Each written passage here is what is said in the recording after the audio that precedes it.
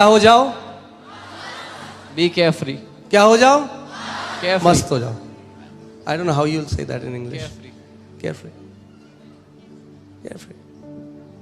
Okay.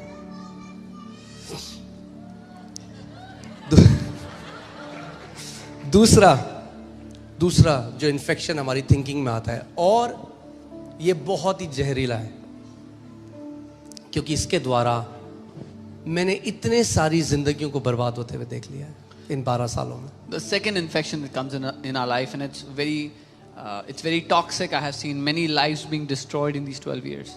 And that is offense. और वो है नाराजगी या offense. Offense या offense केवल बुरा मानना नहीं है. Offense is not just feeling bad about something. Offense is not an event. वो एक घटना नहीं है. Offense is a decision. वो एक निर्णय है To stay bitter. कि आप कड़वाहट को रखो अपने अंदर. To feel justified in your bitterness.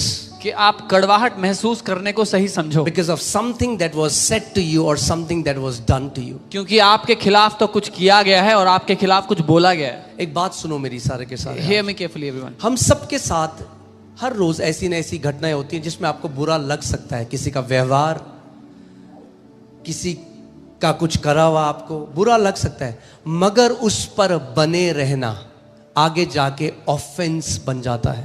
All of us go through situations and can go through situations every day where we can get offended about, where we can feel bad about something that was done to us or something that was said to us. But to abide in it can become an offense in our जो life. ये शब्द offence है, ये Greek एक शब्द